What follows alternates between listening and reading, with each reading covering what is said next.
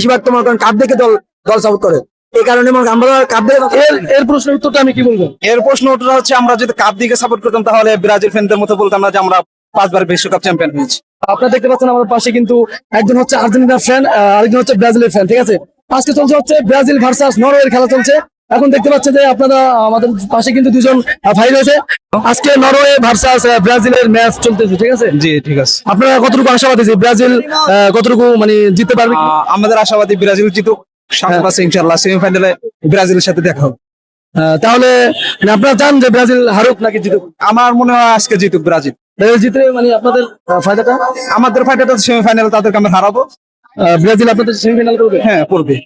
আচ্ছা, এ বলছে ব্রাজিল তাদের সাথে আর্জেন্টিনা সেমিফাইনাল করবে। ঠিক আছে, হ্যাঁ। এখন তোমার কি মনে হয় যে ব্রাজিল যদি আর্জেন্টিনার সেমিফাইনাল উঠতে পারে, ঠিক আছে, তাহলে ম্যাচটা কি মনে হয় কঠিন হবে ব্রাজিলের জন্য? কেমন হবে না, ওনারা তো বেশি আশা করে ফেলছে।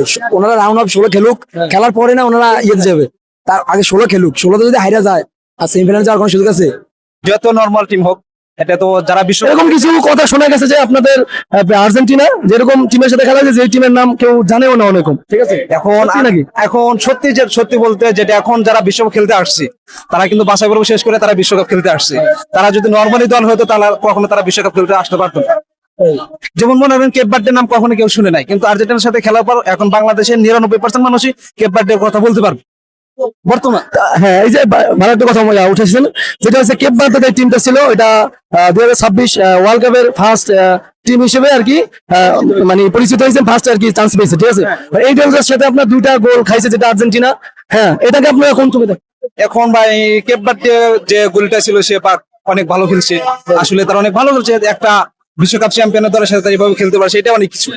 যেমন মনে করেন যে কেপ বার্ডের সাথে যে খেলাটা হয়েছে, ফাইনাল খেলাটা হয়েছে সেম টু সেম প্রায় 2022 সালে খেলার মতো হয়েছে।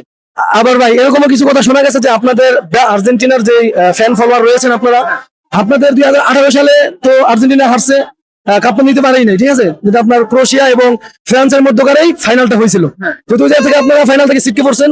প্লাস 22 সালে কিন্তু আপনারা কাপ নিছেন। 22 সালে পরে আপনাদের আর্জেন্টিনার ফ্যান ফলোয়ার এটা বেড়ে গেছে শোনা গেছে, এটা কি সত্যি নাকি কথাটা? 100-র ভিতরে 100 ফ্যান ফলো বেড়ে গেছে। এটা মানে কাপ দেখে বেড়ে গেছে না, কাপ দেখে না, আসলে তো এর আগে কিন্তু কেউ সাপোর্ট করে না।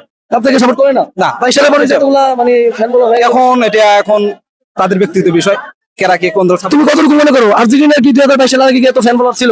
না, কখনোই না। আর্জেন্টিনার ফ্যান ফলোয়ার কম ছিল তা তো আমি বলবো না, ছিল। কিন্তু 2022 সালে কাপ নেওয়ার পর থেকে অনেক বেড়ে গেছে। কেন?